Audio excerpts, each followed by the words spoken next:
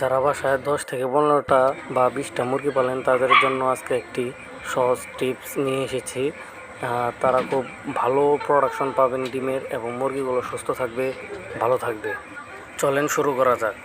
যারা আটকে মুরগি পালেন তাদের প্রধান সমস্যা হলো উকুন, আর উকুননাশক এই মেডিসিনটা খুবই ভালো এবং উপকারী। ম্যাকটিন ভেট এই ওষুধটা খুবই উপকারী, আপনারা ব্যবহার করেন এবং ফলাফল আপনারা নিজেই প্রমাণ পাবেন, এটি খুব ভালো কাজ করে। পরে আছে একটি ক্যালসিয়াম ঔষধ, এটি হলো ক্যালপ্লেক্স। এই ক্যালপ্লেক্স ওষুধটা যারা খাওয়াবেন তারা যাদের মুরগি ডিম পারে তারা খুব ভালো প্রোডাকশন পাবেন ডিমের এবং খুবই ভালো থাকবে মুরগিগুলো আপনাদের। এরপর মুরগির চোখে দেখবেন ফোলা ধরে এবং মুরগির চোখগুলো ফুলে যায়, ঝিমায়, তারা এই সিপ্রো ডি ভেট এই ঔষধটি চোখে 1 ফোঁটা করে 3 ঘন্টা পর পর ব্যবহার করবেন। আপনাদের মুরগির আশা করি চোখ ফোলা চলে যাবে এবং ঝিমানোও কম হবে। তারপর হলো লিপটন। এই লিপটনটা হলো লিভার টনিক।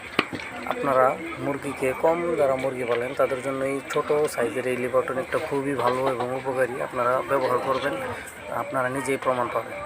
তারপর হলো আমি এই ওষুধটা ব্যবহার করেছি, যেমন এটা হলো আপনার কৃমিনাশক। আর কৃমিনাশক আমি আরও একটা ওষুধ দিব আপনাদের, ওইটা বেশি উপকারী। এরপর আপনাদেরকে দেব এখন জ্বরের ওষুধ। মুরগির যদি ঠান্ডা বা জ্বর হয় তাহলে আপনারা এই রেনামাইসিনটি ব্যবহার করবেন, বা প্রথম অবস্থায় না পাওয়াও ব্যবহার করতে পারেন। মুরগিকে কৃমিনাশক করার জন্য আপনাদের কাছে একটি ভালো একটি ওষুধ নিয়ে আসছি, এটি হলো ফেনাজল ভেট। এই ফেনাজল ভেটটি আপনারা 3 লিটার পানির সাথে 1 লিটার ব্রেড মিশিয়ে মুরগিকে দেবেন। খুবই উপকারী এই ওষুধটি, আপনারা ব্যবহার করেন, বুঝতে পারবেন। আসসালামু আলাইকুম, সবাই ভালো থাকবেন। ভিডিওটি শেষ করছি এই জায়গায়।